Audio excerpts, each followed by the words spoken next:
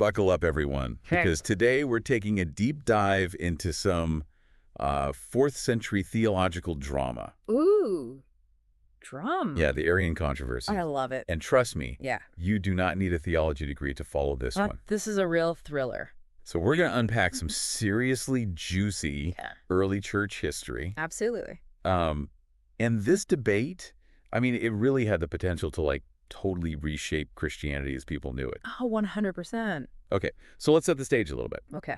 We are in 4th century Alexandria, Egypt. All right. Our main source for this deep dive is a collection of letters compiled by an Arian named Candidus. Candidus, okay. And it's kind of like a theological chain letter in a way. I like that. It includes letters from Arius himself to Eusebius, and from Eusebius to another bishop named Paulinus. Gotcha. And so these letters really give us a front row seat to this whole theological showdown. It's amazing what we have from the early church. Yeah. I mean, these are the primary sources. Oh, yeah. And we get right into, you know, the arguments, the personalities. Oh, yeah. And the high stakes. I mean, this was serious business. Absolutely. Okay, so who was this Arius guy? Well. And what made him so controversial? Yeah, so imagine you're in church, right? Okay. And the priest starts saying that Jesus wasn't always divine. Okay. That there was a time when he didn't exist. Okay. Now, that's essentially what Arius did. Right. He was a very charismatic priest. Okay.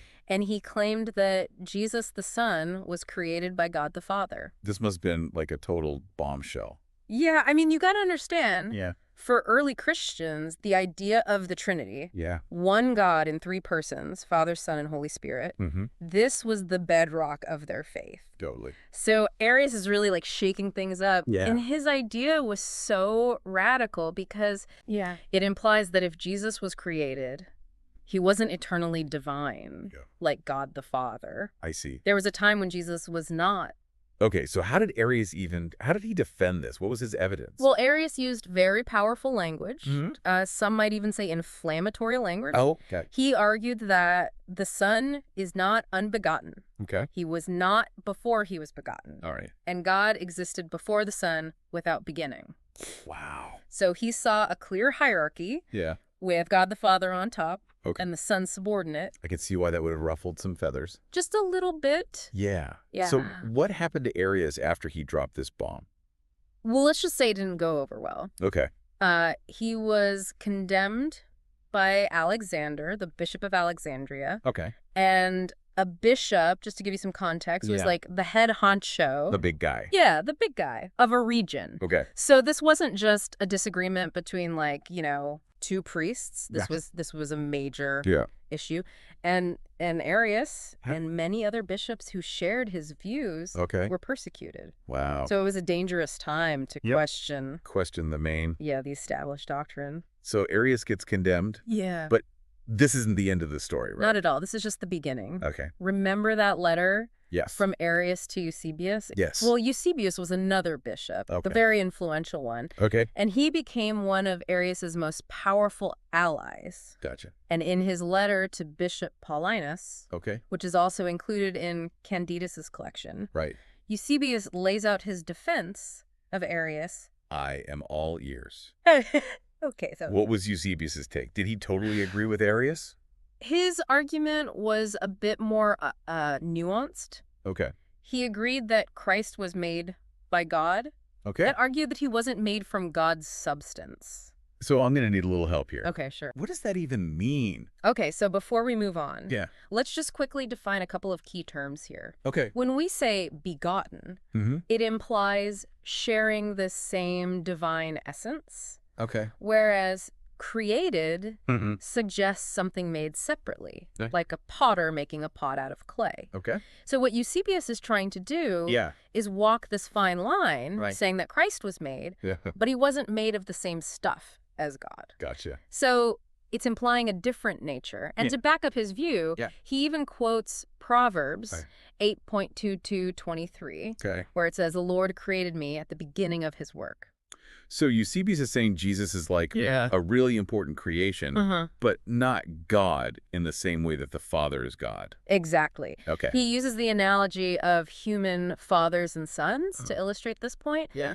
A son is similar to his father, but still a distinct being. Okay. And he even brings up biblical examples of sons who rebelled against their fathers to further emphasize this point. So that's a pretty bold claim. Yeah. Especially given how important the Trinity was to the early church. It was huge, absolutely. How did this play out? Well, this becomes a theological earthquake that reverberates for centuries. Wow. And it leads us to one of the most consequential events in early church history. Okay. The Council of Nicaea in 325 AD. Right. That's a story for part 2 of our deep dive. All right. Well, we'll be back. We'll be back.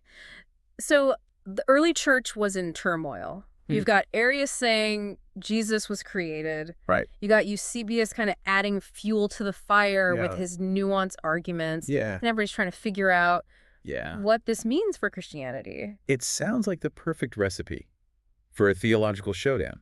It is. It's a showdown. Yeah. And that showdown takes place at the Council of Nicaea in 325 AD. And this isn't just some local church meeting. Right. We're talking about bishops from all over the Roman Empire. Okay. Summoned by the Emperor Constantine himself. So this has reached like the highest levels? Yeah, this is a big deal. Okay, so what happened at this Grand Council? So the goal here was to settle this Arian controversy once and for all. Okay. And they debate and argue. And they come up with a document called the Nicene Creed, which affirms the divinity of Christ and his equality with God the Father. Okay. So basically rejecting Arius's core teachings. Sounds like a pretty decisive victory. For the Trinitarian view. You would think so, right? Yeah. Case closed. Wrap it up. Not quite. Oh, okay. Arius, I mean, he's condemned.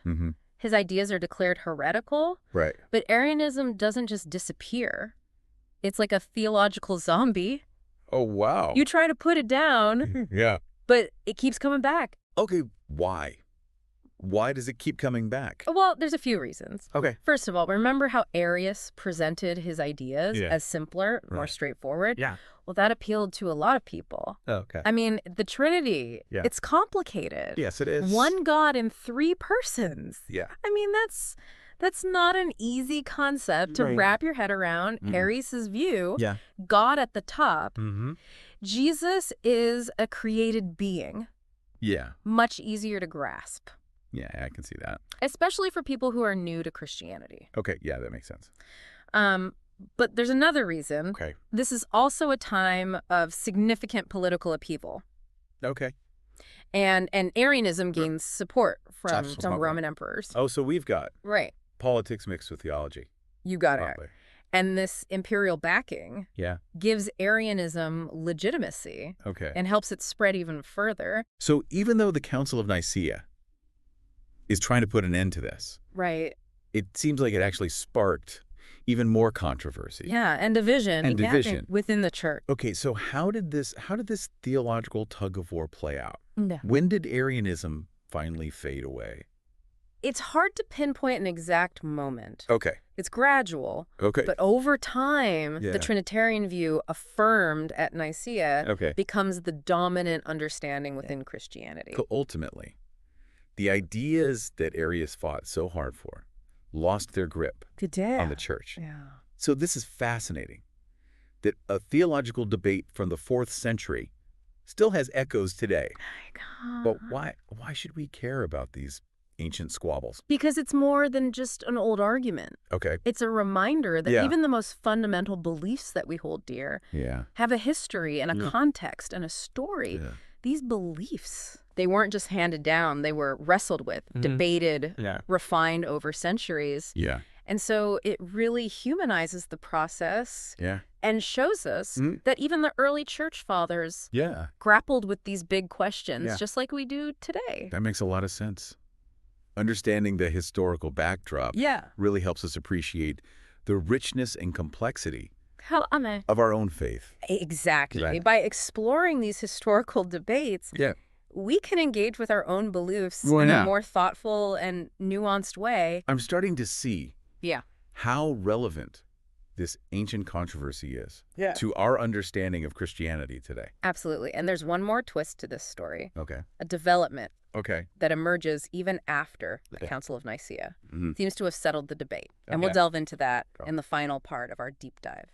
All right, we're back for the final act of our Arian controversy drama. You mentioned a twist, and I am on the edge of my seat. All right, get ready, because this one might just blow your mind. Okay. So remember how the Council of Nicaea supposedly settled the debate by affirming Christ's divinity, condemning Arius. Yeah, that seems like the final word?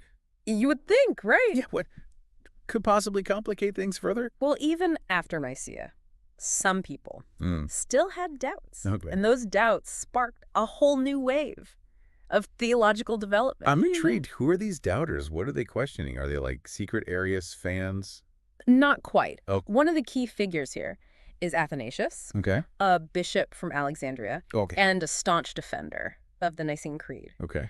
But even he had some reservations. Wait, so he agreed with the creed, but still had issues with it? That doesn't make sense. He wasn't questioning the outcome of Nicaea, but rather some of the specific language used. Okay, like what? Specifically the term homoousios. Homoousios. Yeah. Okay, break that down for me. All right, so what does that even mean? Homoousios translates to of the same substance or same essence. Okay. So Athanasius agreed that the Father and Son share the same divine essence. Okay. But he felt that this term could be misinterpreted. In that way? He worried that it might lead people to think that the Father and Son were simply two parts of a single being. Okay. Like two slices of the same cake. Okay. Rather than two distinct persons. So it's not just about whether Jesus is divine, but how that divinity relates to God the Father. Exactly. He wanted to make sure that the distinction was clear. Okay. That the Son was begotten from the Father, not made or created, implying a shared essence, but separate personhood. So this sounds a lot like what Eusebius was saying, trying to